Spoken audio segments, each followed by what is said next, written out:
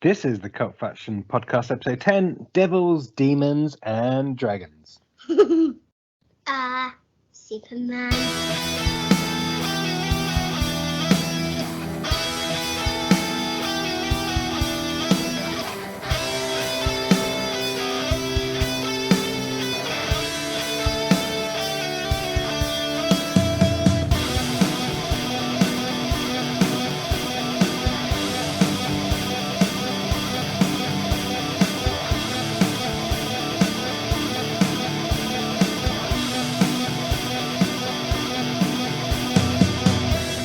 Hi, and welcome to the Cult Faction Podcast, episode 10, Devils, Demons, and Dragons. As always, this is Paul Hawkins, accompanied by my fellow comrades, Brett Summers, Damian Hicks.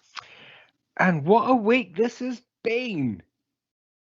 Oh, sorry, no, it hasn't, because we're still coming out of lockdown and there's not much going on at the cinemas. But hey, so this is our 10th podcast. So this is our marathon edition where we are going non-stop 24 hours. No, it's not. No, we're not, Paul. Calm down. We know you're excited that we got to our official number 10, plus a couple of bonus episodes. Check them out now. But you just need to calm down and take a deep breath, put the Red Bull down. Just following on from our marathon episode last week, which broke all Cult Faction podcast records for the longest time that we ran. Not for listener viewings or anything like that, although it may have done. So yeah, here we are, week 10, episode 10. Rather. We'd just like to let you know that an uncut special Zack Snyder edition with black and white digital will be coming out of that next time, and it runs at 12 hours. Yeah, but we can't afford the soundtrack to that because that would involve some deep and meaningful, country and folk, Icelandic singing. Yeah, and maybe some Bob Dylan in there thrown in for the sake of it. Can we just dub in that singing from that recent Royal event? We can give it a go. We can try. So TV aside, how are we all doing first of all? Because I sometimes think we neglect our own personal well-being, and let's face it, in this day of mental health issues, I just want to make sure you guys are okay. Are we doing all right? Ich bin glücklich, as the Germans would say. Are you happy? As someone who's had mental health issues since before it became trendy, I think I'm pretty okay. And Damian, I'm moving on from you. I'm leaving you aside now, Brett. You've said you're okay. I don't want to listen. Do I have to listen now that you've said you're okay? Is that part of mental health? Yes. Have you not seen the adverts on ITV? Yeah, but he said he's okay. He said he's okay. He's fine. He said he's all right. And it's okay to be okay. And it's okay not to be okay, apparently, as well. Is it okay to really be okay? Oh, no, you've lost me. Or is that not okay? That just sounds like a song title or a Cure album or something. Damien, how are you holding up? Okay, let's just move on because we're not going to get any more out of him. So let's break it down. Let's go straight to it because that's what we're here for. So in realms of TV, film, cartoons. What have you been up to, Brett? This week, I managed to watch the brand new super duper all spangly Mortal Kombat movie. And your opinion is? Well, I was impressed in some ways. I gave it, the full review is on cultfaction.com. I gave it a 6 out of 10. And if I may just quote from my review, it says, a respectable attempt to lift Mortal Kombat from the B-movie realm it has been lurking in for decades. Unfortunately, is that another one you plagiarized from someone else? Because that doesn't sound like you either. Sounds like BBC's words to me. Is that the BBC? Yeah. It's not the British. I can't say what I think it stands for. Don't say that. But you get an idea when we get to this letter C. It's gonna put. Unfortunately, the script and quickness of the way some major plot points are dealt with leaves the audience feeling slightly empty. It almost feels like a big budget TV pilot episode. Yes, the action is good and respectful to the video game roots, but the genre has been taking huge steps over the last 20 years, and more is expected nowadays. There is a sequel hinted for at the end, and I would probably look forward to seeing that. But as I said in the review, the plot for the new sequel needs to be mapped out on something bigger than the back of a Mega Drive case. Oh, nice use of the word Mega Drive there. And again, for some of our younger listeners, a Mega Drive was a games console, which is probably 30 years old now. It's probably retro and cool now. I reckon. You know, it's like tapes are making a comeback. So thanks for keeping it real there, Brett. But yeah, no, but it is a good film. There is a really, really cool character in it who basically steals the film. Is his name Brett? No.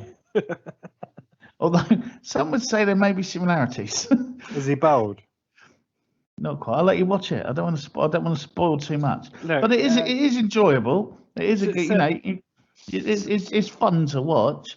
It's just let down. They put all the effort in making it look more realistic, but also keeping that video game level of brutality. There are some really cool deaths, and if you're a massive fan of the game, you're going to love some of the fatalities show up in the film. So to be fair, I read your review. It rushes through the plot though. It got 6 out of 10. Yeah, I'm still excited about it is again. It's not right. It's a fun watch. It's just like you just can't wait going. Oh, you could have just.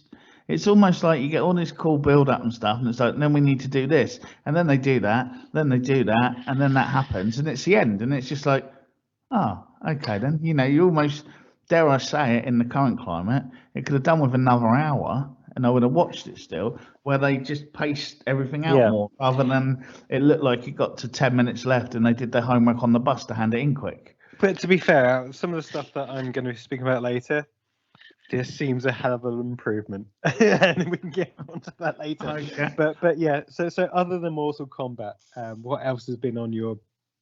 I also watched a film called Archenemy, and it stars I forgot the name now. Where's it gone? Oh, Joe Manganiello, whatever his name is, Deathstroke from the Zack Snyder Justice League. And loads of other stuff, and it's directed by Adam Egypt Mortimer, and it's the second movie of what's known as the Vortex trilogy. The first one being Daniel Isn't Real, if you've seen that one. That's really good. And basically, there's this lad called Hamster, and he's a young black teen in America who's living life as you would expect a young black teen to be treated in America at this current time. And he lives with his sister Indigo, played by Zoe Griggs, and they work for this crime boss who's known as the Manager, who's played by Glenn Howerton from. I thought you were going to say Glenn Hoddleton. No, that would be good. That would have been cool. No, I'm Glenn Howerton from It's Always Sunny in Philadelphia. And basically, Hamster, there's all drugs in the neighborhood. The sister's dealing drugs and working for this manager, but she wants to get enough money so Hamster can go to college, and then she's going to leave all the crime stuff behind. And they meet this mysterious man called Max Fist, who's played by Joe, and he claims to be a superhero who lost his superpowers after arriving from another dimension after falling through space and time. So Brett, what is Max Fist's superpower? Well, that's the thing. He doesn't really have any because he's punched his way through space and time to get to Earth. And basically, if you buy him a whiskey in the bar, he'll tell you stories about the world he came from. He does sound like he should be a Barbarella character, to be fair. And it's got this weird sort of animation stuff on different scenes of like how Max sees things and all that. And the whole kind of concept is that Hamster believes him, and Hamster wants to become this sort of social media reporter. So he starts videoing all the things Max Fist is doing, and it's sort of getting hits on whatever this social media channel is, like YouTube type thing, in the film. And then through certain events and what happens, they end up teaming up. The brother and sister team up with Max to try and take down the manager and also his boss, who gets revealed later on. But it's really weird in a good way. What's this on? It's out now. I believe it's on. I watched it on Sky Movies, but it has been out. It has been out a little while. It's done like the festival circuit and all that, and we had a preview for it ages ago, and I kind of thought I want to watch that, and then forgot. And but no, it's enjoyable. It's fun. It's a bit weird, and apparently. And do you say this is the second in the series? Yeah, they're all. But Daniel Isn't Real is another really weird film. If I watched it, I wouldn't have said they're in the same universe or whatever. But apparently, Daniel Isn't Real is about this guy who's got an imaginary friend called Daniel, and when he's a little boy, Daniel makes him do something really horrible. And again, I'll let you watch it. This one I own on Blu-ray as well, if you'd like to borrow it. I believe it's the uncut super special edition in Prime. To be honest, I don't know if any of my technology can play a Blu-ray. I mean, do PlayStation still play them? I don't know. Yes. Damian's nonplussed at the moment. He's zoned out because you mentioned Blu-ray. But it's all. But the Daniel Isn't Real bit is all about this guy growing up, and suddenly Daniel, the imaginary friend, comes back again. But it's all like, is Daniel real or no? And everyone else, his whole life is like, Daniel's not real. You made him up. You did it. But it may turn out that maybe Daniel was real. Oh, spoilers. But you kind of see it years from the beginning anyway, because you get the whole point of view. So it's not really a spoiler. And there's a climactic battle on a rooftop at the end, if that jogs any memories, Damien. I love a climactic battle on a rooftop, aka something like Highlander. Well, I mean, you all know what my memory's like, but I'm pretty sad I've seen that film. And the guy in Daniel Isn't Real it's bugging me who the actor is now. So I'm going to use the technique known as Google. Oh yeah, that was it. One of the main guys in Daniel Isn't Real is Miles Robbins, who's the son of Tim Robbins and Susan Sarandon. Good old Tim Robbins. And the other dude is Patrick Schwarzenegger, son of Arnie. Who? Is he some actor kind of guy? No, wasn't he the governor of California? Who knows in this day and age? He was both. Really? What? An actor that transcended into politics? Who'd have thunk? Like that would ever happen in America? Transcended. Well, keeping it real for a Tuesday night. And the last thing I watched this week was the penultimate episode of Invincible, which was still amazing, Damien. So Invincible, this is some kind of series on a streaming service, or on... Yeah. I believe I've mentioned it before. I've mentioned it once or twice. It's on Prime. And this week, let's just say it really shifted up a gear before we head into the big show. I wondered what you were going to say then. So it was still good. Thumbs up. Well, they've built it all up now. So next week's will either make or break the series. They've got to deliver now. They put all the pieces have been in place. All the different threads have come together now, and it's kind of ended on this cliffhanger moment that they now need to deliver next week. I'm guessing they will, because they've been on point so far. I can't wait to watch this crazy thing you keep talking about. I will get round to it. I will get round to it one day. Okay, special. So, I mean, I know that's not everything that you've watched on telly, but those are probably the highlights that you pointed out. That's my main things I would like to bring and share this week. It's obviously not including the likes of Love Island Australia and all that kind of good stuff that you're addicted to. So let's move on quickly to Damian. Come on, Damian. Let's get some vigor in your. Come on. Sit back in your chair. Get your head off your hand. Let's do this. You were quite positive last week, and I know that some of our listeners were amazed, like Brett and myself. So, what can you? Apparently, YouTube crashed for an hour. It did. Actually, it did, and so did Twitter. Twitter actually crashed. I'm not saying that was because of your revelations, but it did crash. So, what have you been up to mainly this week in the TV, film, maybe comic book style? Comic book. Because it's Cult Faction, no boundaries. No boundaries. I'm not expecting to have read Sandman, even though they're a really great series. I read them years ago. Cool. We could do a feature on that, especially with the TV series coming up. Why don't we wait for the TV series to come up when it'd be a bit more relevant? We could do that. We could do that. There's some positivity. Let's do this. Okay, so hit me with the rhythm stick, Damien. I What have you been up just to? need to see where your hands are, Paul. I'm sorry. I'm holding my notes in my right hand. Okay, I was just checking. You got really, really excited then. Oh, he's taken a sigh. He's Watched taken a something. sigh. He's watched something that No. doesn't agree with him. Just to carry on the flow of the conversation from earlier, I've persevered with Invincible and watched another couple of episodes. Ooh. It's not getting any better. You know what? I'm sensing the positivity start to drain from this conversation. Oh my god! Please, okay. So let's just forget Invincible. Okay, so it's not for you. It is for Brett. I will watch it this week, I promise, and I will give them the middle view. So let's just move on. Okay, I just want to say one thing though. Before we move away from Invincible, I want to say the Martians were shit. Okay, I thought you were going to say arse gravy. So yeah, that's better than that. I always got the impression they were kind of supposed to be though. Oh, I right. think it was that's your they were supposed to be bad. No, I think they just played like the cliche comic book alien type thing. Now, if it was Mars Attack type typical alien, that would have been cool, but I'm assuming it wasn't. No. They weren't even Martian Manhunter good. What else? So I've nice, been nice I've reference, been watching. though. I like that. I know. See, I know my stuff. I just don't like it. Okay, you're allowed to not like it. It's okay to not be okay with things. It's a safe space. So what? Shadow and Bone. Has anyone watched that yet? Oh, I want to. So that was on my list of things that I was going to talk about this week. So I will hit this with you. I just want to say it's got a season 2, if that helps. Of course, that's amazing. That's amazing. I don't know nothing about in this day and age. Well, let Damian give his. I'm waiting. I'm excited. Let's Damian give his take on Shadow and Bone, and then I'll chip in.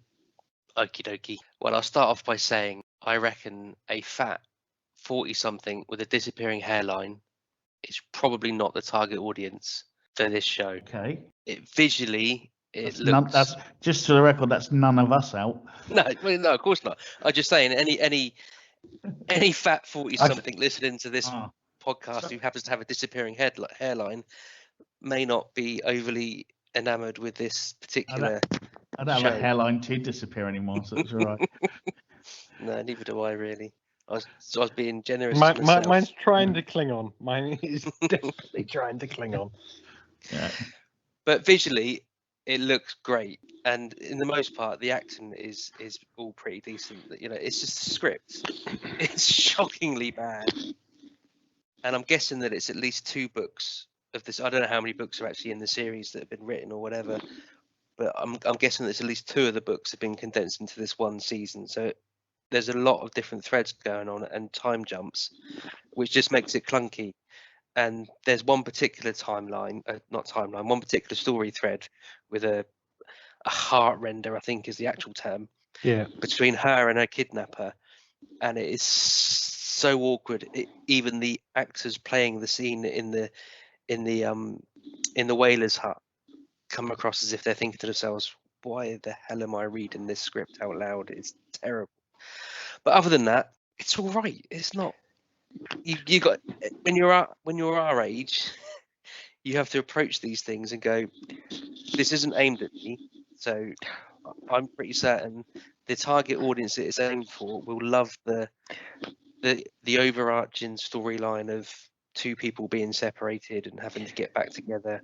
Well, if you think at the moment, the biggest teen drama at the moment, judged by ratings and all the kids at my school, is Riverdale.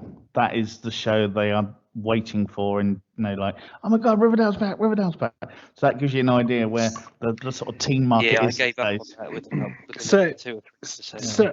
So I kind of agree with Damien in a lot of aspects with this. I mean, it's a shame the production quality. Can I just read you? Hold on. No. All it was. No. You've got to put all I want. I literally just started speaking. Just calm down.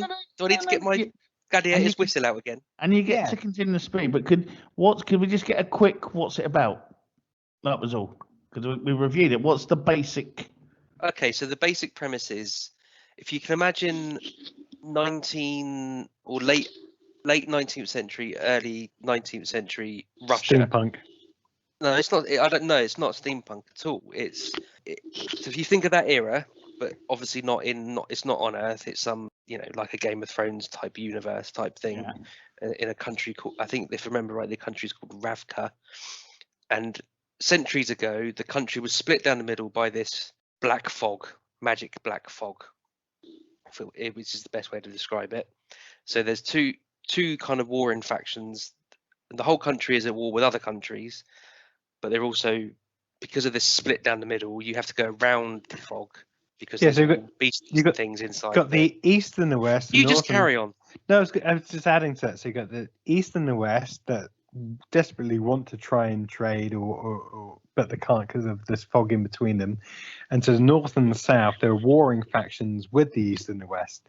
So the only way the east and west can meet without, going through these hostile territories that take months and months and months. See, I was doing it in a nutshell. He's going full on. Yeah, I know, but that's important. Treatment for in front of the executive producers, no, but so that he can get important. a show. Otherwise, no one would worry about going through the void or whatever it's called, the fog. The Snyder Cut. Yeah. I was giving you the Weedo version. He's giving you the Shyster version. Yeah. Cool. So why are we caring about these characters? Is someone who's not seen them? There's an orphanage or something like that, and these two kids are growing up in an orphanage, and apparently over the course of time, there's magic people and there's people that aren't magic, and you get tested at a certain period of your life, and if you are magic, you get taken off to the small palace or something or another, and depending on what your particular magic talent is, you get put into a particular legion of the army, the second army, I should say. And then if you're not magic, you pretty much go into the first army, or you're just left to your own devices. Turns out that is not magic. Is that like the second class sort of people? Are they like the sort? Yeah, sort of. Although it's a bit grey, as in whether the magic people are liked or not, because magic is ultimately blamed for the partition in the first place, because like I say, centuries ago, a black magician made the void, or whatever it's called. What do you remember what it's called? It's gonna annoy me now. Yeah, I'm not going to lose sleep over it, but yeah, the void or the whatever. Anyway, sums it up. It's the main lead she's a cartographer, and her best friend stroke, presumably future lover, is a guy in the army. They're at a camp. She manages to manipulate her way on board one of the ships that's going through the void, and as the ship gets attacked by all these beasties, she lets out this blinding shining light, and they all disappear or run away or whatever. So it turns out, after all, she has got magic, because she pretty much cheated the test when she was younger. So she gets whisked off to the small palace, because she's supposed to be the savior that's been prophesized, and goes off to get trained with the magic people, and he gets left behind. And then it's basically a story of how she gets trained, and the machinations of politics in that area, and the story of him like trying to get back to her and that kind of stuff. To say any more wouldn't be fair, because it would give away the plot about who's who and what's what. So that's pretty much that gives me an idea now. Story. But then there's a couple of other threads knocking about. Yeah, I did watch the trailer, but it was a while back. Sorry, but now go for it, Paul. Add in your bit. Yeah. No, so I watched the trailer, and I was actually excited about it, because it seemed to be, a combination of lots of different stories that we've all seen before, i.e., hidden magical talent that were taken off, as Damian said, and whisked away and prophesized, and it's nothing new. Don't get me wrong, but the trailer did what it's supposed to do, and excited me about it. The production quality is really good. I mean, there are some positives about it. It's not a cheap budget. It's not a low budget production. They spent some money on this. The actors and actresses, or actors, all do a sterling job. There's no real bad performances, but as Damian said, the script is just wrong. It almost feels like they're they're trying. If this was a book, it's a Stephen King novel. You're reading it pages and chapters and chapters and chapters to build up to some crescendo in like page 1050. It just doesn't work well with telly. I was watching, because I think I watched about 6-7 episodes or something stupid like that, expecting it to get to something that would keep me wanting to go back for more. I literally felt myself forcing myself to try and watch this for the sake of the podcast, which kind of grated me, because I hoped that it would get better, but it just doesn't. It meanders along, and it's a real shame. But because again, I think there's a story in the midst of this that's actually quite good. And as I said, there's some quality actors, some of them young, some of them well known and recognised. I think it's got Zoe Wanamaker in it. Yep. It's got another chap who plays the evil guy that I can't remember. But it's just a shame. It's a shame because they've spent a lot of money on this, and it's evident from the production quality, but it's wasted. It's absolutely wasted. From the 6 episodes or whatever I've seen, there's nothing to draw you in and make you desperate for the next episode. There's no real cliffhangers. There's no real suspense. Am I fussed about watching another episode? Probably not. Will I carry on watching it to the end of the series? Yeah, maybe, just to see if it gets any better. But I'm not setting my sights high. I don't know about you, Damian, whether you're going to carry on watching them or whether you've watched I've them done it all. all. I've watched them all. Oh, okay. Is it worth carrying on then? No. Then I won't. Okay. So As someone who's not watched it yet, you've saved me a few hours. okay, so that's Nah, it's not that bad, to be fair. it's not that great either. No, So- it's so- not. But then I know. Well, I it's- was just surprised about you being positive.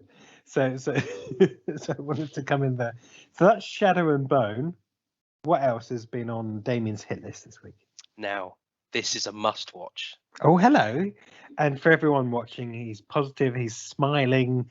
This is another Damian I thumbs cannot up. recommend this enough. It's called Here we Sweet go. Home. Brett and Damian, can you tag the time on the recording that this has been made? Sweet Home. Is this on No, Netflix 6 as minutes. well? It is on Netflix. The Chinese or Japanese. It's Korean show. It's about an apartment block that's being overrun by. Yeah. Well, you basically think that it's infected humans, so like some sort of virus or whatever, and they turn into monsters. I mean, it's just so stupid. It's great fun to watch. I'm only, I think, 5 episodes in, and that's why I say, I put that kind of infected humans bit in kind of brackets, because it's starting to seem that that's not actually the case. It's something else. But the monsters are just so bizarre and weird that it's a must watch. No, that's cool because I was tempted by it. I deliberately in already. didn't watch it. Don't expect full on like Monster Fest every episode. It's very character driven, as well as, so there's it's not even as if it's kind of like monster of the week kind of thing where there's a different monster they got to fight every episode. It's about how the character development within the apartment block that they're in. So it's not, That's cool. I mean, each episode they get attacked by a different monster. as I said, I've seen the previews for it every time it comes up on blooming Netflix. The only reason I haven't gone and watched it is probably because I've been watching enough Korean and Eastern films at the moment. So that's cool, and you enjoy it, yeah? Yeah, it jumps about a bit. Again, like I said, the timeline jumps about a bit, so it's hard to keep track of. Some of the editing is a little bit ropey because it's like, they go to climb up the stairs and the guy's knife's covered in blood, and then in the next shot his knife isn't covered in blood, and you're thinking, did I miss something, or if they just done some poor editing? But other than that, it's great. It's brilliant to watch. Cool. Oh, I'm excited. I know nothing about this, and I am ready to dive in. I think my It only sounds criticism is that this is the same with this is dubbed. Yeah. And it's the same with any dubbed show. The voice actors don't necessarily match what the guys you see on screen, if that makes sense. Yeah, So there's this little guy that runs the shop, and his voice his voice sounds a little too young for the age that this guy is. So there's a few of those little things, but once you get in the zone, it's all right. Honest question: would you rather see a dubbed film or a subtitle film? I don't mind either way. I think when it's something like this, it works better being dubbed because you're not. Is that because it's more action? Because there's more action, Yeah. exactly. But I can't think of anything now. To go way back to The Revenants, whatever it was pronounced in French. I'm not going to do it because I just embarrass myself. But because that was a slower pace, you don't notice what you do. Obviously, you're reading it, but it doesn't matter that you're reading it and it's not dubbed. But when it's fast paced, like a show like this is, I think it's better to have it dubbed than it is to be trying to read the screen at the same time. Cool. Yeah. The action. Yeah, it's when, as long as it matches up. It's the one sometimes, like I've watched a couple of different things of like Oriental films where I've watched it and it's been dubbed, and then I've watched it with the subtitles on and it's been a totally different film because they've redone the script to just fit the seconds their mouth's moving, and you end up losing like vital bits of information or plot detail or something like that. But yes, as long as it's done right, I'm happy for either. But yeah, I mean, I assume it is. I think I don't know. It feels like they've toned the language down a little bit, maybe. No, you get that sometimes because there's some bits before I've seen in dub films where you're like, "Damn you!" and I'm like, "I don't speak the language. That is definitely not what he said." Yeah, exactly. There's a few of that, but then it's not like there's no swearing in it. So I don't know whether it's just me thinking that I wouldn't have said that. I'd have dropped an F-bomb there and not something different. But yeah, it's good. Okay, so now that you've got your toes dipped in the Korean water, as it were, then maybe some of the other stuff I've mentioned in the past may be more appealing to you. Where do you get this idea that I don't watch? No, I'm just saying. So in the past, I just don't want to watch a film that I've got to watch 35 minutes of before it becomes interesting. If you're talking about that stupid thing you keep on about with the bloody Michael Douglas in. Yeah. I don't care about this Michael Douglas film that I've got to wait 35 minutes before it even gets interested. I'm not interested. No, it's interesting from the get-go. I was just more worried that you'd be scared off by the weird stuff that happens in the first 30 minutes, but because of your natural reluctance and maybe demeanor for not being so positive towards pretty much anything. So I'm saying now I've seen the more positive side to you. Maybe this is worth a go, Damian. Anyway, another conversation, another time. So other than that, anything else that's worthy of comment? Yeah. Did you watch a classic film?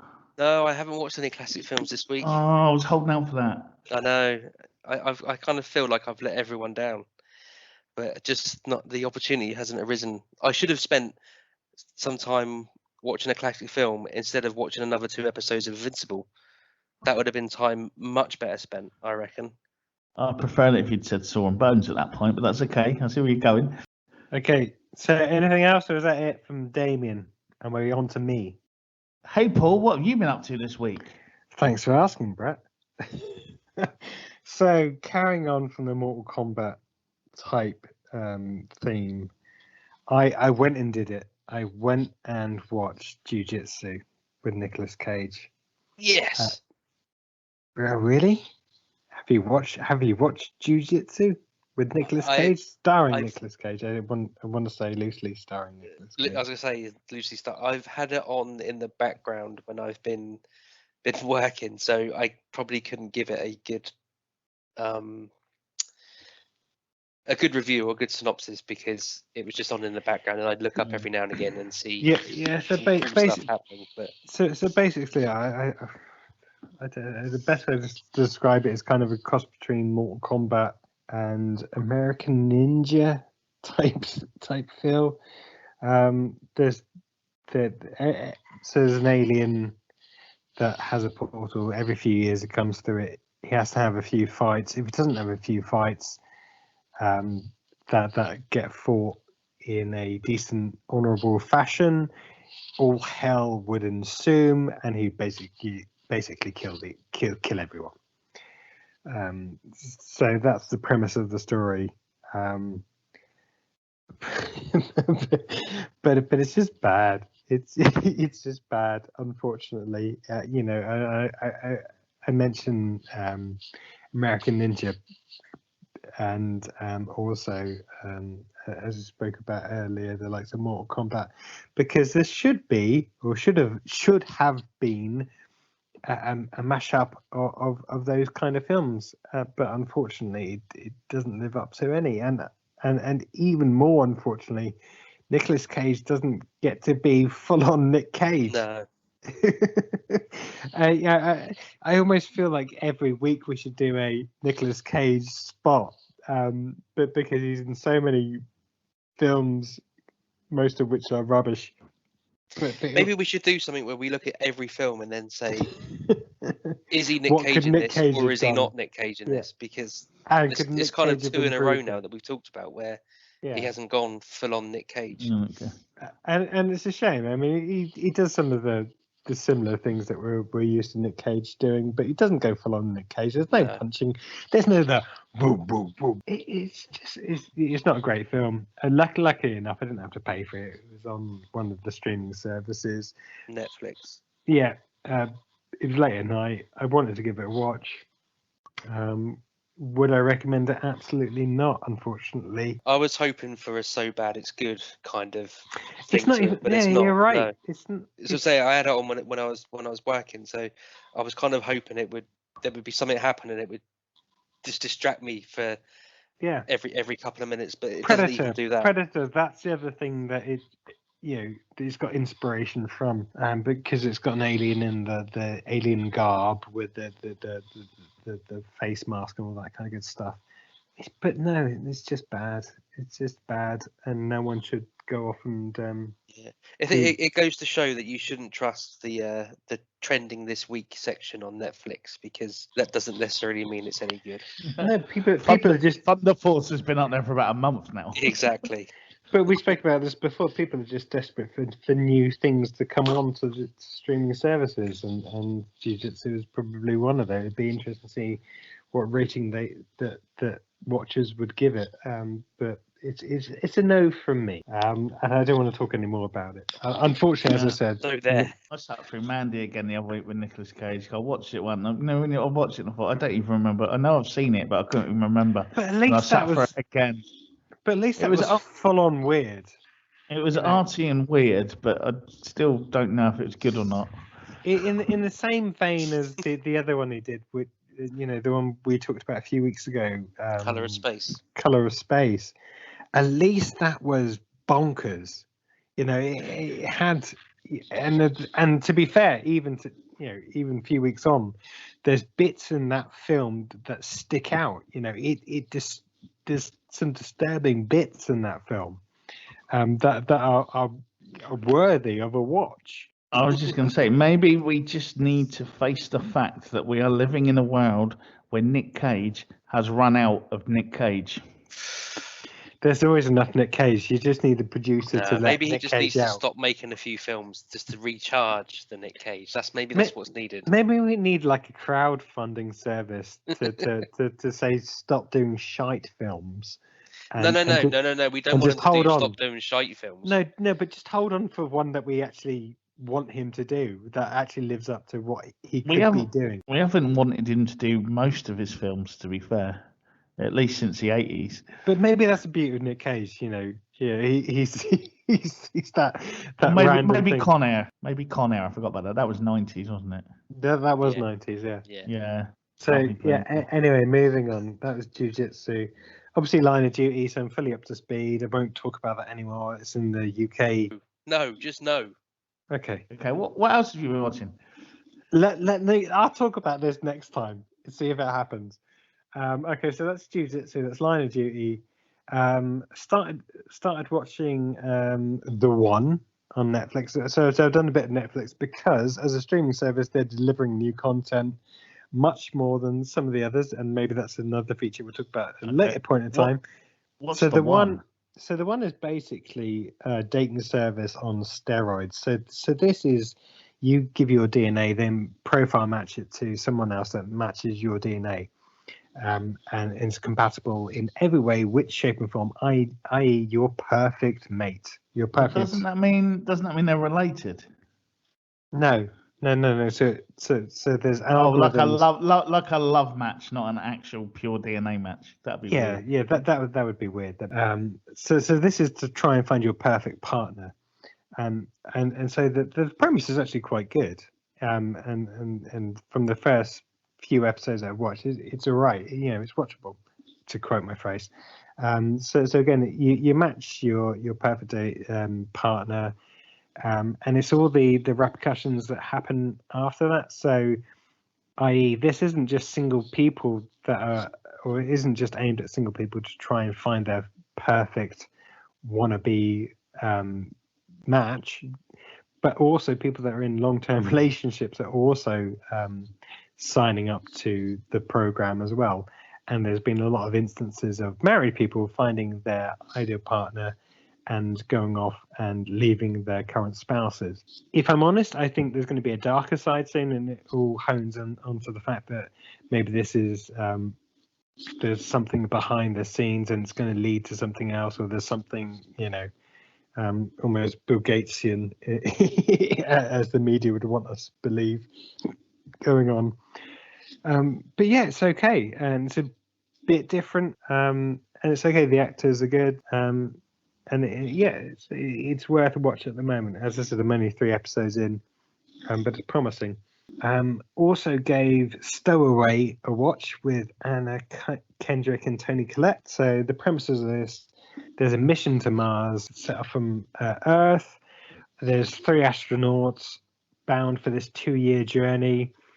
And lo and behold, a few days into the journey, they find a stowaway, an engineer that was somehow locked in to the ceiling panel after doing some repairs or getting the rocket ready for launch. Is it Dr. Smith? Is it Dr. Smith? No, unfortunately not. But anyway, so they release the stowaway. He's okay. He didn't mean to be there. Everything's fine, apart from the fact that they realize there's only a certain amount of oxygen to last them a certain amount of time within the journey, and it can't last all 3 or 4 of them. So the film looks at how do they try and get around that fact. Do they maybe need to get rid of this stowaway? Is there another alternative?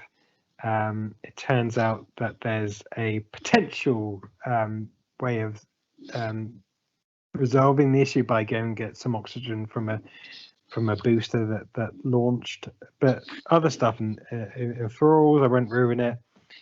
Long and short of it is, it's not great. It's unsatisfactory. It's a shame because none of the actors really shine. The storyline doesn't really take us anywhere differently. And, as I said, it's got Toni Collette, which is a great actor. Anna Kendrick is doing something different, but you kind of feel that she took the role to do something different as opposed to singing every 5 minutes. And some of the other actors are good in it, but there's no shining performances. The script isn't great. Could have been a hell of a lot better. Bit of a waste of money. But I say that, and actually, it's one of those films that lends itself to a lower budget film because it's 4 people in a capsule, so there's no real big special effects or set sequences needed. But yeah, it's nothing inspiring. So that's probably a 5 out of 10 out of push, which is a shame. And but the other one that I watched this week was Love and Monsters. So Love and Monsters is basically set in a world that's had an invasion of sorts. They've tried to get rid of them by some it's not a nuclear attack, but some similar vein, had the negative impact on the monsters, and basically what were insects have become the size of cars or buses, and so this is the film set after that event, where people are basically living in bunkers and scared to go above ground. There's some nice bits in it, and it's actually worth a viewing. And didn't say watchable. It's worth a viewing. Again, it's one of those things. It's nothing groundbreaking. It's not. It's, from a horror perspective, there's nothing gonna shake the realms of the horror world. Tremors did very much similar things with big insects crawling through the ground. You can see things before they happen. Are they good guys? Are they bad guys appearing? You kind of know. But again, it's something a bit original over the last 5 years that hasn't been done before. But it's kind of in the same vein as Zombieland, from that mentality of trying to survive an apocalypse. But yeah, that came kind of out of the blue for me, and killed an hour and 40 minutes. Yeah, it's one of those things where I might watch that, but from the trailer, an hour and a half to spare if it's not that good. From the trailer, you kind of know what you're going to get, and then Yeah. again, it's one of those things. If you do have an hour and a half to kill it with this, and then kill it with the fire. bugs. Kill it. It's not a bad film at all, and it's worth a watch. But it's not only if you've got an hour and a half to kill. I wouldn't go out of my way if there was a 10 out of 10 film that was just out there ready to watch. But compared to some of the other stuff I watched, would I watch this over Jujitsu? Absolutely. What about Thunder Force? Yes, absolutely. So I think I gave Thunder Force a 1.5 out of 10. As I said, this is more about a 5.6 out of 10. I still haven't brought myself to watch it yet. I kind of Did you want not- to, because I'm still a Thunder there you Force go. virgin. You keep telling Damien to watch stuff, mate. No, I wouldn't actually. No, I'm not gonna. No, I just wouldn't bother. I just put anyone wouldn't through make you that, to be bother, fair. Thunder Force. I know. I just want to watch it because it is so bad. But No, it's it's even not. so No, bad, it's good. I just feel No. bad that you guys have been. I feel like I'm the one that hasn't been to Vietnam. no, but it's absolutely. You don't know not what it one was of- like, man. You Yeah, weren't there. So that's all I had to speak on what I've been up to this week in the TV films. I didn't mention any kind of comics because I haven't read any comics this week. Cool. So, moving on. Oh, just as a quick side note as well, which someone shared the clip of it on Twitter the other day, and it did make me laugh. Going back a few episodes when we looked at Power Rangers Dino Fury when it came out, and we were saying it looked like most of the grown-ups in it had all been in Shortland Street, the Australian or New Zealand drama. I believe it's New Zealand, actually. Sorry, Australia. And it turned out in a recent episode, they had to get to somewhere that was important, and it turned out in the episode they said, "Oh, we need to get to Shortland Street to solve this," and then they run off and find a Shortland Street where the baddie's hanging out. So it's even, I think they've been listening in. And it was just a nice We've self-reference. Dino Fury. But it was just Maybe a I'll nice revisit. little. It was a nice little self-reference that just kind of I'm guessing everyone in North America wouldn't have a clue about. And it was just it just made me laugh. I thought fair play to them. Thanks for sharing, Brett. But anytime. Sharing is caring. But what's happening now? Drop zone. Drop zone. I think it might be the drop zone. It is the drop zone. This week in the drop zone, we have had a new season 6 trailer release for the hit show Inside Number 9. What did everyone think about that? Well, I actually don't remember the trailer. I have watched it, and it popped up on telly the other night as well. It's But I don't basically- really care about the trailer. All I need to know is that there's another season of Yeah, definitely. Number 9, so it doesn't matter. And it is Obviously- it's a mad splicing, the trailer, of just like Yeah. Oh yeah, that's right. It does. You got Derek Jacobi pops up. yeah. Some others I forget now, but I don't think you can't do anything in a trailer for Inside Number 9 anyway, because the whole point of them is to send you off in one direction and Yeah. then That was how subvert your expectations. I've obviously been off on a different planet because I haven't heard about this. So I was Leave surprised. Go, No. leave. Just No, go. but no, this is No, a safe just space, go. Damien. Safe space. There's That's still how- limits to a safe space. No, but that's And the whole you've point reached the about limit. it. No, this is the whole point Okay, about so it. explain, Paul. So you've never heard of Inside Number 9 at all? No, and you forget where I am in my life, and what and what's going on. Saying that. I was just going to explain what it was. I was just No, I'm just no, going No, up. I So need you've to not know heard what of- I need him to expand on this. No, so I'm just We saying. need to know So where he is in his life. I'm at a point in my life where we have other important things going on, and we have other needs and requirements, and just bought a mountain bike. yeah, to ride with the family on their bike. But Okay, when it comes to watching television series, there's a limited time, and you have to divest that time in different ways. I'm fine with But that. My point it's was been on since 2014. Exactly, and there's so many things and so little time, and so many box sets. I've had Game of Thrones, Billions box sets, all the other standard stuff. Thunder Force. Thunder. I'm never gonna get the hour and 40 minutes of Thunder Force back. So yeah, this one's escaped me as far as I'm aware. Well, I think you're in for a treat then, because you've got 5 seasons as it stands at the moment, with 6 coming out. Go back and watch. Now, riddle me this, Brett and Damien. Is this a series that perhaps extends beyond my meager means and may extend to something that my wife would watch? Some episodes. There we go. Because it's an anthology series, so some episodes I think she would like. Some episodes she might be like, "What the hell is this?" So that limits about how quickly I'll. Yeah, be able each to watch episode is it. only like 25 minutes long. It's only half an hour. Oh, what's it on? It's BBC BBC, iPlayer. so it's probably on iPlayer still, I'd imagine. And BritBox. Who cares about BritBox? Seriously, get off the BritBox. BritBox So is cool. it's the same people that did League of Gentlemen. League of Gentlemen. League of Gentlemen and Psychoville. Yeah, it's Stephen I Pemberton. never got League of Gentlemen. and Reece Shearsmith. Okay. But this time, each episode is like its own little weird story, and they all take place. There's normally a front door with a number 9 on it somewhere. That's like the connecting theme. See, And my issue is I didn't like League of Gentlemen. I just found it weird. it's nothing like League of Gentlemen. It's nothing like that though. It's those people. Oh, okay. And Okay. some episodes are funny. Some of them are a bit horror. They're all weird. There's like a twist to the tale. Some of them are a bit more of a mystery, but they're all just their own. So it's like Tales of the Unexpected, is what you're saying? Yes, very much Yeah, so. pretty much. Although Yeah. Without the catchy theme tune.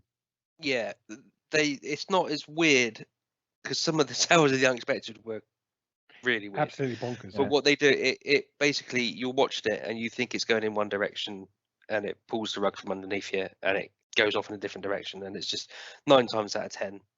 9 times out of 10, you don't see you don't see the end coming, because you think it's obvious that I'm not even, this isn't even an episode. It's obvious that this guy's going to get stabbed in the face, and then before you know it, that just hasn't happened, and the other guy's been stabbed in the face. That is not an episode by any stretch of the imagination. I don't think. And it's got Sir Derek Jacobi and, most importantly, Adrian Dunbar. Most people that are names that you'd know have probably at least stopped by for at least an episode or a little cameo or something like that. There's been so many people in it now that there's probably Oscar winners in it now, the way it's going with the Oscars. British actors. Yeah, there's a few Oscar winners in there now. But there's all sorts of episodes. There's one episode where you just follow what happens to the referee and the linesman before a football match at halftime and at the end of the game in the dressing room. There's other ones where it's like in a house and it's your normal kind of mystery stuff. My favourite episode is probably the one where it follows what's her name? Blonde girl. Just done that show about dogs where you groom Pamela them. Anderson. Sheridan Smith, her Sheridan episode, which I think was a Christine. the Christmas special. That was an amazing episode. That's probably my favourite. There are just so many, and they're all. Oh, there was a really cool one as well in a hotel, and it was all Shakespeare, and it was all in iambic pentameter, which was Yeah, amazing. that one I didn't like that one, to be fair. But it was all There's something for everyone. I get how clever it was and how well done it was, Yeah. but it doesn't stand out to me as a particularly great Okay. episode. As an English teacher, it did to me. But yeah, exactly. but I get that. Yeah. Teacher. Oh shit! As a bounty hunter who podcasts online, I didn't stand that. Okay, cool. So I'll try and find that on the relevant. Honestly, you go through BBC channel. And some of them you might think, oh, that's a bit. Oh, and Bernie Clifton's dressing room was an amazing episode. Yeah, that's a very good one. Yeah. Right. Yeah. As far as I'm concerned, if it's been going on so long, then it's got to be something good in there. And it just goes to think that I think Steve Pemberton is Britain's best living actor. He can play anything and sort of change into them as well. Yeah. So that's What's next on the drop zone? Next we mentioned it briefly. No, we didn't. The next thing we've got is. Is this a time jumping episode? Right. Next up in the drop zone, we have had a sort of teaser trailer. By teaser trailer, basically an axe and a bit of wood with a little bit of a voiceover for 10 seconds that Dexter is coming back. No, I never really got into Dexter. No, me so neither. I can't be saying that I'm excited it's back or not. The guy that played Dexter, the last time I saw him, he was JFK in The Crown. But that sounds. I don't know what else he's been up to since. Not followed him. Is this a good thing, or is because by all accounts it finished the right way, and now they're bringing it back? I think you're talking to the you certainly, as far as I know, you're talking to the wrong people because I haven't watched it. I don't know if you have, Paul. So I've watched the first couple of series of Dexter, and they're all right, but then just went on, and I lost interest. And there's nothing really in the teaser trailer to spark any interest. If I'm honest, it was nothingy, wasn't it? I think we just move on because we know nothing of Dexter by the sounds of it. Okay, so if we're wrong then, and Dexter Nature is calling, if this teaser has changed your life and reinvigorated you and you're all excited and want to find out what happened to Dexter and all the other fun people he hangs out with, and we're wrong, email us, tell us, why should we be watching this? Why should we care? Or maybe it's just a bad idea. Let us know. Next up in the drop zone, it's the however many films in the trilogy that they build it out to now. I think it's a quadrilogy now, whatever you call it. The Conjuring, The Devil Made Me Do It. Did the devil make you do it? Anyone? So I like these series because there's not much out there at the moment to fill this void, and these series of films do fill a void. Based on true events as well, obviously. They're not really, though, are they? Let's face it. So yeah, I mean, Ed and Lorraine Warren were real people. They're dead now, both of them. Yeah, but again, spoilers. Is it really based on true events? That kind of stuff. But yes, it's based on true events. It's not really, though, is it? Let's face it. Nothing really happened, did it? Derek Core isn't there. Talking to Sam. Yeah, how much of this actually happened, and how much of this was just fiction. But the films are and have been all right. We've watched all of them. Because again, you're looking for that thing to fill that kind of horror void, and these do that. And this seems like another one of the line, and I'll watch it because there's little else to compete with it. Yeah, I'd agree. I've enjoyed the films, but I do feel hopefully this one will raise it up a bit, because I think it's not going to raise it up a bit. They put a lot of stock in The Nun, and I don't think The Nun was. They kind of built that up over about 3 films, and then when they did The Nun, I don't think it really delivered what they hoped. You're absolutely right. You're right. They were trying to build it up, and then it didn't live up to expectations. This isn't gonna. But I don't think this is gonna elevate the series any. It's just another continuation from what I can see. Well, is The Nun? I haven't seen any of the Nun films. Are they Ed and Lorraine Warren? Yeah, it's all the same. Yeah, the Conjuring. Because you see the Nun in the one, I forgot which one it was. The one where it's the house in Britain. and they go and it's the kids and it's haunted. The poltergeist one. The Enfield But poltergeist the one. Enfield one, yeah. So you see the nun in that one, and then eventually, I think she's teased in a couple of other. Then the nun was the Conjuring, the nun, or whatever you want to call it, and it just kind of like, oh, okay. Yeah, that was anticlimactic. The rest of them been okay though, and this, as I said, I don't think it's going to be earth-shatteringly different. It's just going to follow the same formula, but it's got money for it and it's got an audience for it, and I'll be one of those audiences because I like these kind of films, and there's nothing else out there to rival it or to better it. Unfortunately, I wish there were.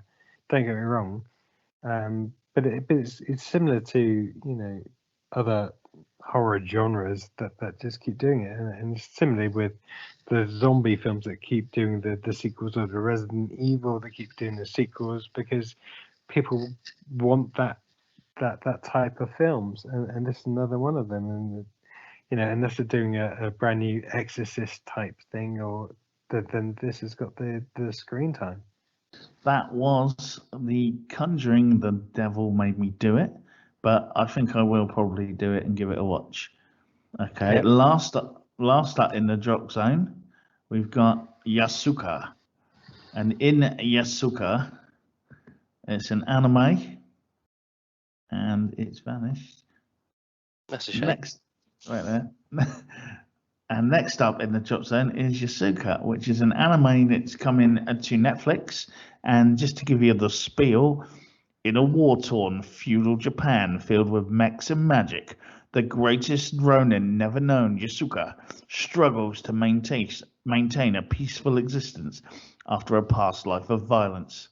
But when a local village becomes the center of a social upheaval between the warring daimyo, how you say it, Yasuke must take up his sword and transport a mysterious child who is the target of dark forces and bloodthirsty warlords. So basically, it's a guy with a little kid and he's a sword. So it sounds a bit like Lone Wolf and Cub. But yeah, anyone up for this, Paul? No. This sounds like your ballpark. No.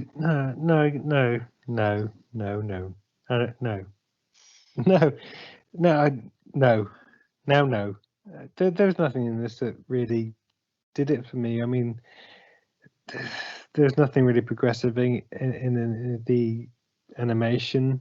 The storyline didn't really do it for me.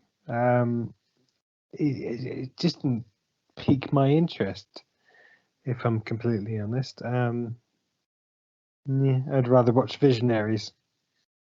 We all would. Damien, one for you? Not in the slightest. Cartoon, not interested. Not cartoons, an anime.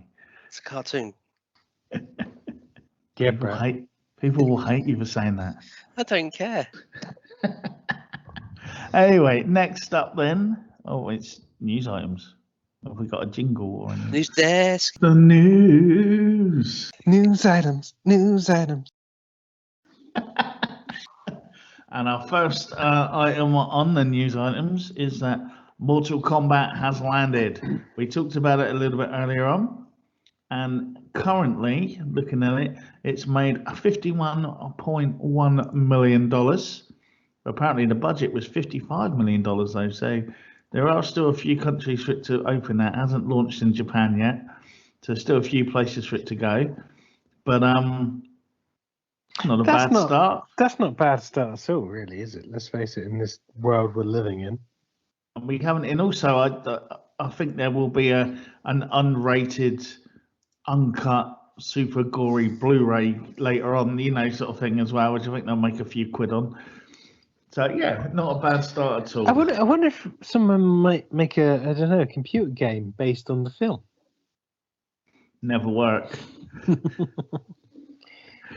Okay, so do we think this is going to spur on a? There is an Easter. Well, there is a teaser at the end that could lead to a sequel. Yeah, but that's what I mean. Do we think that if the box office or the relevant equivalent nowadays sales justifies it, then it's going to get a sequel? Yeah. There we go then. I think they've already lined up a few, maybe what they want to do with it. Yeah, I think I read somewhere that there's going to be 2 more at least. Okay, so Mortal Kombat has landed, and it looks like it's back with a vengeance. Okay, you haven't seen it yet. Next up, and we talked about this a little bit previously, but HBO have officially announced the start of their production of House of the Dragon, a Game of Thrones prequel, where it's set 300 years before Game of Thrones, and will trace the history of the Targaryen clan. Paddy Considine, or Considine, however you want to say it, is headlining as Varys the First. Is Idris Elba in there? No, you got Paddy Considine. You've got nearly everyone else though. Right there. Matt Smith plays his younger brother. Emma Darcy is the daughter. Rhys Ifans is in it. Yeah, they've got a fair. Olivia Cook, Eve Best, Fabian Franco, Sonia Mizuno. So yeah, and it's set to premiere in 2022. That was really hard to say for some reason. I mean, that's not far in the realms of, you know, filming and production and post edits and all that kind of stuff. It's next year. Yeah, I mean, some of the things they've read, it looks like they're doing a table read at the moment. That's where a lot of the pictures. No, but that's what I mean. Looking at where we are now, you know, April 2021, they've got a lot to do. If this is going to be any good, you know, this isn't a one series jobby. They've got to set the scene, all the stuff, and prep that for potentially a few series as well. So they've got lots to do. Can't wait. So yeah, this is a tough one though, isn't it? I mean, the fact that it's being made is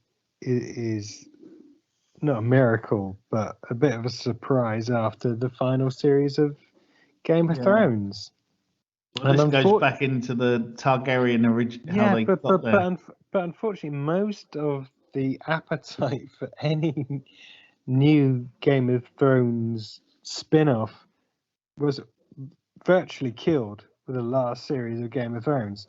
Even die-hard fans were desperate for a different version of Game of Thrones, to a point where they were almost, or we're led to believe, they were almost considering redoing the last Were they considering series. getting Snyder involved?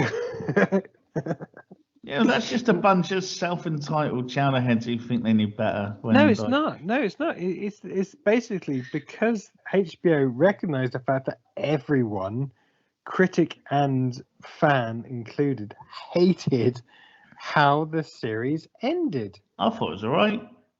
It was I can't rubbish. comment because I've not watched it. But is it just because it didn't have the ending people wanted it to have? Yeah, basically. Well, tough shit. You didn't write it. So it's someone else's different. property. They can end it however they like. The last series was really suffered from the fact that George R. Romero, the writer basically hadn't finished the book, hadn't written the book. The last series was basically rushed through to meet up with the telly's needs. Did he write it? It was from his. It's from his, like, he's halfway through writing the next book or final book, whatever it's going to be. So it was off of like his notes. You know, he was still involved. No, it's his ending then. So yeah, no fan, no one off the street has a right to say how he ends his show. It's his show to end. Everything was rushed. You could get that from the last series. They were all pulling together because they recognised it was the last of the ever series going to be made. And it absolutely felt like it in the last 2 episodes of the last series. Why? And it was because they brought everything together in a really rubbishy way. Facts. In your opinion? No, not just my opinion. In everyone's opinion that's watched the whole of the last. Yeah, but that's because they all wanted Jon Snow to be king, and that was never going to happen. No, it wasn't. It wasn't even about that. It was just completely rushed. Geek fight.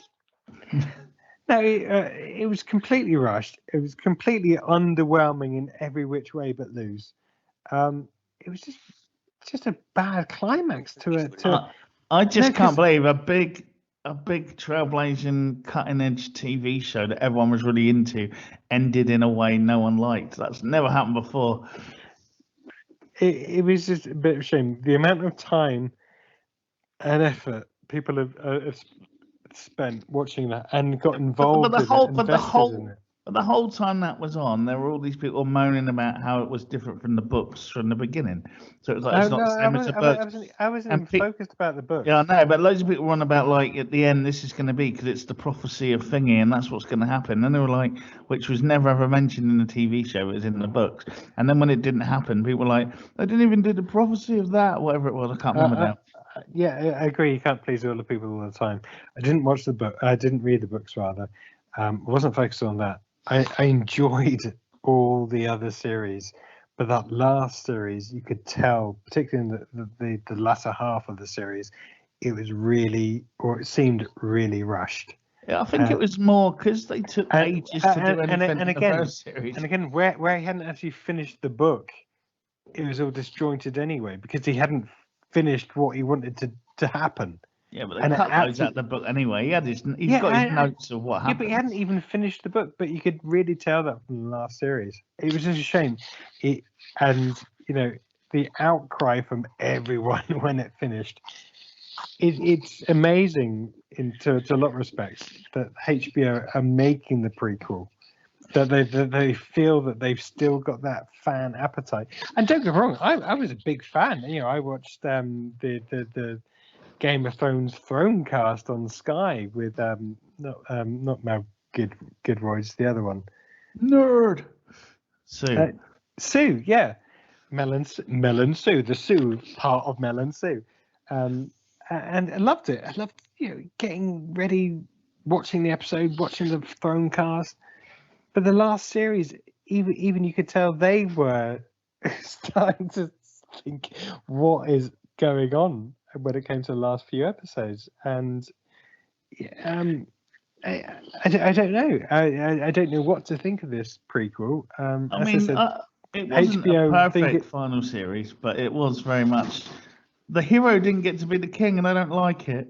Oh, I don't mind about it. Luke Skywalker wasn't cool in the new Star Wars film, so I don't like it. I don't mind him not being the king. It's just the whole of the last few episodes seemed absolutely rushed, and I can see why some people didn't want him to be the king after several years of him being pronounced as the new king of the North and maybe the king to be.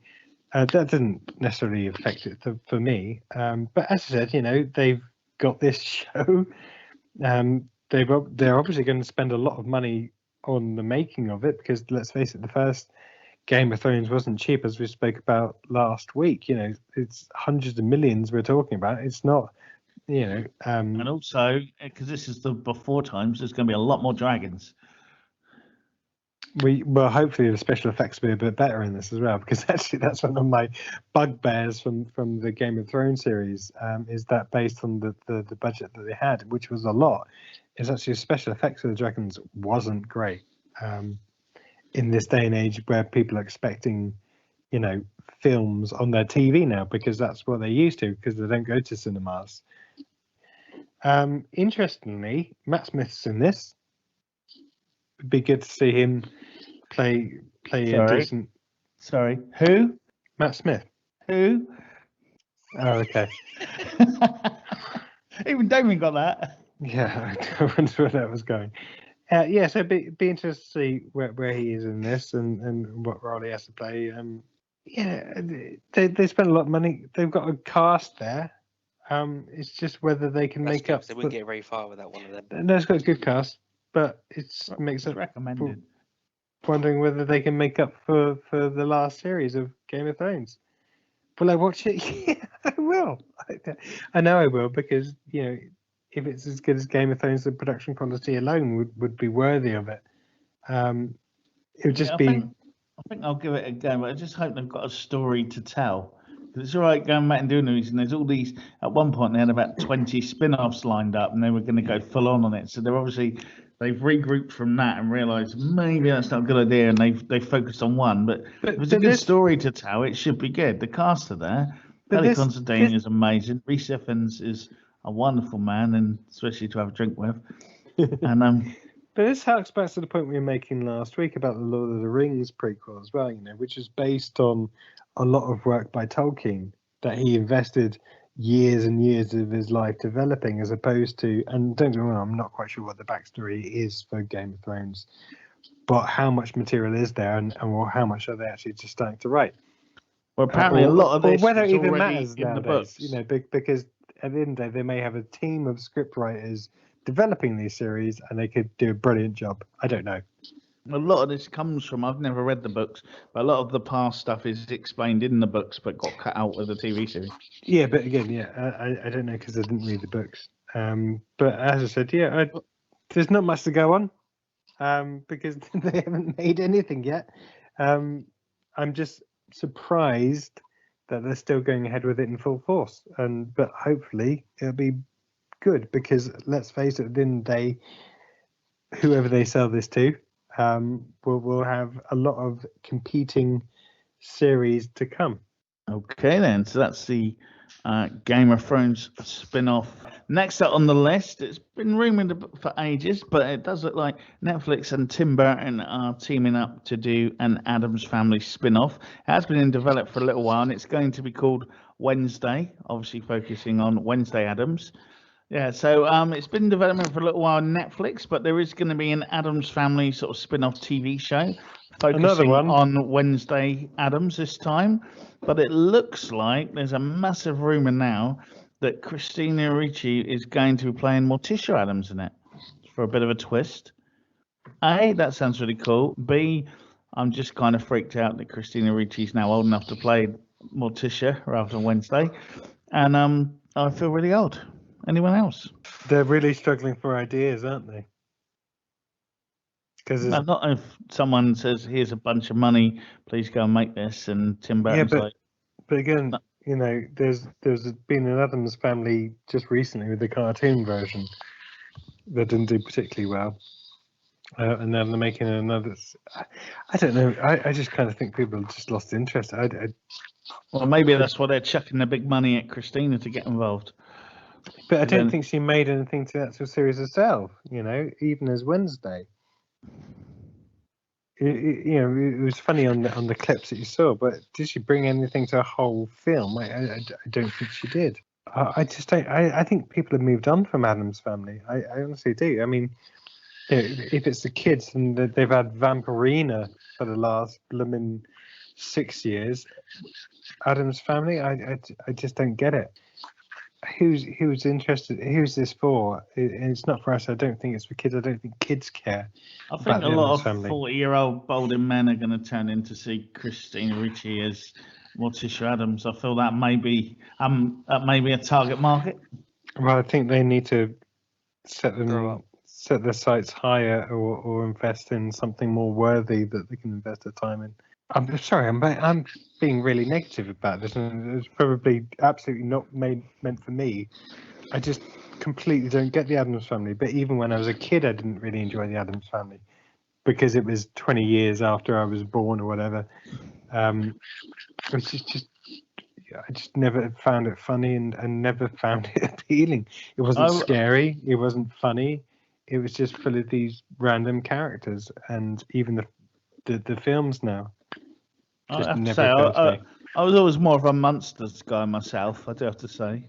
I didn't find any of them funny, and that's probably my whole issue with this. That's because you have no soul. No, but I completely hold my hands up. But that's why I'm negative. I just didn't get the Addams Family. I didn't find it funny. I didn't find it scary. I didn't find it entertaining. I just didn't like it. I didn't rate it. Same with the Munsters. Okay. It just wasn't my cup of tea. Okay. So it wasn't very watchable. It absolutely wasn't. Damian, what do you think? Well, as painful as it is, I kind of agree with Paul. The films came out way too late for me to be interested in. Even the one with MC Hammer on it? Especially the one with MC Hammer in. But did you say Tim Burton? Well, that's the rumour. I don't... when I read it before, he wasn't attached, and they were making a drama. I think they're going the Sabrina model, and they wanted to do an Addams Family and focus on Wednesday. And now suddenly there are rumours that Tim Burton's attached, and Christina Ricci wants to play or is going to play Wednesday. So I'm amazed I he think hasn't got Helena Bonham Carter doing her. I don't think they talk anymore. Yeah, but didn't he do Dark Shadows? Yeah. Yeah. And then that was shite. Yeah. So it's I not like as that. if everything he Well, touches no. turns to gold. It's just No, that I was think he's so gone bad. off the boil. So maybe that's why he's doing a TV show as opposed to some big blockbuster film. It almost feels like Tim Burton needs to go on a holiday from Tim Burton sometimes. You know, it's almost like he needs to be his own Grinch and go on a Tim Burton Grinch. The guy is so focused on this one vision, it seems, and it's in everything he does, whether it's like the Santa Claus thing with the pumpkin guy or whatever, the Nightmare Before Christmas. Yeah, but everything is so samey. I mean, Beetlejuice was a good film in its day, but Careful. then there's no. But that's what I'm saying. Beetlejuice was good, but then everything else is. Yeah, it's sort of like he has to be Tim Burton. Big Fish was good. Yeah, but that was 25 years ago, and that was different for a Tim Burton film, and that was completely different. And then I like Dark Shadows, but that was because I liked the TV show, but they packed it all in. But that fell back into it. It's almost like he's become a pastiche of himself, and it's a real shame. Because the guy's got a lot of collateral in Hollywood, but it always seems like he does Tim Burton's film because everyone expects Tim Burton films to look and feel the same, and that's nothing new and nothing interesting for me. And I think it's a shame for him. Because the guy's obviously really talented, and you kind of feel like do something different. Where were you lot when I was saying this about Batman? I liked Batman. Yeah, and I was saying what you were saying at Batman. No, I liked his version of Batman. It was shit. No, there were a lot of good points in that. A lot of good acting in it, but overall the story was not that good. Well, yeah, but agreed. But it was at that time you didn't know how many Batmans were going to follow it up, did you? And at the time that it was released, it was actually quite good. And I still watch it. Would still genuinely watch it today. But it's kind of marred by every other Tim Burton thing that's that same ilk. It's almost like you can imagine Danny Elfman doing the soundtrack to every Tim Burton film, and it's like, get someone different, do something different. You're talented, allegedly, and he really is. But it's almost like he's so safe in doing what he's doing. I don't know. I'm not going to try and get in his shoes, as it were, but I just generally find it hard to get excited about a Tim Burton enterprise nowadays. But it's all kooky and crazy. Yeah, but we've seen kooky and crazy, and the Addams crazy was the 90s. Yeah, get my little scissor hands out and do all that kind of kooky crazy shite. Yeah. But I didn't want to swear. I didn't want to swear. He stopped himself swearing, didn't he? I did, yeah. And I didn't know what I said then, but I didn't swear. That's the most important thing. Even though you guys don't follow the same rules, that's the way I roll. But yeah, I genuinely find it hard. 30 years after Tim Burton started doing his films or whenever it is, to be excited about. It's probably a lot longer than that now. Yeah, well, yeah, I don't want to admit to how long it is. But yeah, hands up. I'm not excited. Yeah, if it's on, I'll probably watch the first one to see what it's like. But I'm not. Oh, well, there you go. So, but I'm not rushing. I'm not rushing to watch all it. This of you making me justify why I'm not excited. You're there like going, yeah. Might watch the first one. Well, to be fair, he didn't invite the tirade of abuse that has gone Tim Burton's way, or the Addams wasn't abuse. Way. But anywho, yeah. Anyway, right. Move on from Tim Burton. And our last item on the news desk comes from director Ted Nicolau, who has made a remake of Rosemary's Baby, and it's called Don't Let Her In, and it promises to be a sensual and bloodier take on Rosemary's Baby. What did we think of the trailer? I think when anyone says B-movie fans or horror movie fans can expect X, Y, and Z, it means I've made a shit film. Set your expectations If I low. set your expectations low, we'll get into that class of it's B-movie so good people are going to like it and not watch it type scenario. Well, So wasn't there and another why film? Why remake it? Why? Is Just that do what something happened different. though? When you watched the trailer, was that confirmed to you? Yes. Just checking, because you might have been like, actually, it wasn't. It was. No, not in the slightest. Wasn't there It's just why another bother in the film first place? like Don't Let Me In or something with the That vampire? was the vampire one. Yeah, Let the Right One In. On different film, that one. Oh, different. Yeah, I know, but That's But I'm Tim sure Burton. I thought there was a TV series or something based on Rosemary's Baby, or maybe I've just made that up. There's been a few different Rosemary's Baby kind of, or like, you know, slightly like Rosemary's Baby, but not Rosemary's Baby, or, you know, both official and non-official, you know, like where they've kind of just ripped it off. I think you've just summed it up, haven't you? People are struggling to come up with original ideas, and they got onto Rosemary's Baby and think, can we rehash this and repackage it? Yeah, the original's good enough. I mean, it's not a classic by any stretch of the imagination. But Yeah, it's just a little bit dated with dated music, and is this going to be any it different? looks of its era. But Yeah. Why? Because people in this generation don't want to look at films from the 70s, maybe, and they want to watch it in. No, I think that is it. Yeah, they just 2020s. You know, we're in a thing where, like, as much as it scares me, like, you know, we've just had like Charmed are on about their third or fourth season of, you know, and that's been remade, and you're like, well, that's Charmed. You're like, we talked about this before, then you realise it's 20 years ago, and you're like, ah, shit. And you know, it's a thing now. Rosemary's Baby now, if they do it again, suddenly it's like something new and fresh. It's not a. That's why, in a way, I'm glad for all these streaming services, because hopefully now young people will have the chance to, you know, skim through the list like we used to do in video stores. Anyone remember those? You know, they get the chance to now scroll through, I don't know, like say horror or sci-fi era on Netflix or Prime or Hulu or whatever other things, BritBox, whatever people are using out there, and they might see things, go, oh, that looks cool, I might try that, and actually watch a film that may be older than they are, dare I say, you crazy young kids. I mean, the storyline for Rosemary Baby is sound. It's a good sort of storyline. They've got good source material to work on. But if you've seen the original, I don't know whether the trailer makes you excited about watching it. If you haven't seen the original, maybe it would. I don't know. I have seen the original, and therefore I struggled to get excited about this one. Yeah, 1968, Rosemary Baby.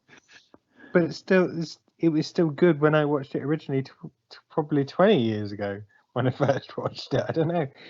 You know, is there a desperate need to make this film for me? No. Yeah, I think the main part of this is just the fact of nowadays people maybe don't want to watch old films, so would rather watch a remake because it's more modern rather than sit there. I mean, I have it like at school sometimes. You try and show them a clip and they're like, "But sir, this is black and white." It's like, yeah, but just watch it. It's a good clip, you know. And then they like it, but like, I wouldn't have watched that before because it was black and white. That's old. Yeah, but again, if I was directing a film, would that give me the justification or the excitement for making a film just because the film I'm remaking is old? I'm not saying it's a justification, but it's a remarketing thing now. No, I know, but still, I mean, this is about what's driving the new film, surely. And if you're a director, if you're a producer, you'd hope that they'd be interested in making it, as opposed to just a cash cow. And maybe that is a cynical view, but or not. Art is dead. They don't care about the art. They just want the money. Yeah. So, anyone else got anything they want to get in then? No. Although BritBox is now available on Amazon Prime as an add-on. Who cares? Exactly. That was what I thought. That's why I thought it's not even worth mentioning. You just love winding Lee up. I just genuinely struggle with BritBox. There's so many other streams. We've mentioned it before. There's so many pay for video on demand services at the moment. I'm just not sure what BritBox adds to any of that. All the decent content that is directly provided by BBC or ITV should be free. The rest of the stuff is probably out there on the other streaming services anyway, or should be. But it can't be because they might not own it all. Just because it's been no, on I BBC. know, but that's what I'm saying. The other stuff that's decent would probably be brought out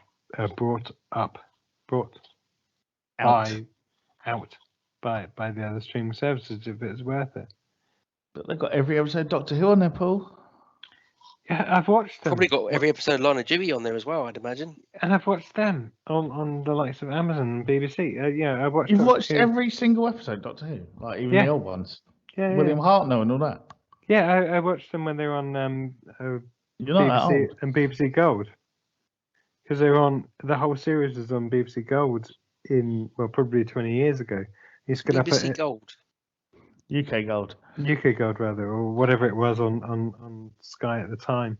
Even the Sylvester McCoy ones when that was on, and then I got. But he was out the of best it. Doctor. No, it's crap. You prick. Then Love got those out- episodes. Then Where they were then, just running around the streets, him and Sophie. Brilliant. then got out of Doctor Who pretty much after the likes of Christopher Eccleston and Ace, the that other- was her name, wasn't it? Ace. Yes. and the Sophie other guy left. Aldridge, I think it was her Sophie surname. Aldrich, yeah. And then Yeah, when glory days they were. this new female Doctor Who got involved, that was He's bad still acting. talking. Yeah, it was because it's bad acting. But yeah, no, I watched all of the original Doctor Who's, the ones that count. Sylvester McCoy. Some of the McCoy stuff's a lot darker when you watch it back now. Yeah, it's just Yeah. shit. And you need Best to turn seasons. up the colour and brightness on your TV if you think they're dark. Watch them again. No, I watched them once. That was enough. But Councillor Murray's in it. I think I'd go Sylvester McCoy, Don't just say it to wind me up. Paul McGann. What is your worst? You're saying worst. Oh, I'm saying my top Doctors. You're a twat. That's Matt not Smith. what you mean. No way. Then I'd put Tennant there after that. Yeah, I that's didn't mind what I'd go. Tennant. I didn't mind Tennant. He wasn't great. Where do you- Eccleston, Where do you rate Eccleston Colin was better. Baker? Oh, he's one of Um, the worst. probably about 4th or 5th. Colin Baker. See, yeah, I wasn't really interested until Sylvester McCoy took over. Twat. That's when it peaked for me. Such It's a penis. not been that good before that, and since then, it's just tailed off. So you really wound me up with that Doctor Who crap, no? Sylvester McCoy. Twat. Love him. They genuinely were better when I watched them back recently, though. Well, yeah, it couldn't be worse, could they? Let's face it. All right, anyway, let's move on. So, thanks for listening to Cup Fashion Podcast, episode 10, Devils, Demons, and Dragons. Don't forget to subscribe and rate us on all of the relevant channels, and please do give feedback on all of our media as appropriate. This is Paul Hawkins signing off. This is Brett Summers simmering back into the darkness. This is Damian Hicks just slowly disappearing. Excellent. And on Why that are we note, being so weird? I don't know. We went all retro, probably because of our Paul started it. probably on our talk of Doctor Who. That may or may not make into this podcast, but hey, that's a different story. Thanks for listening. Catch you next time. Sylvester McCoy rocks. Superman. Night, babe. Not me, Gov. So what are you waffling on about? You in the loo? Amateur. Oh.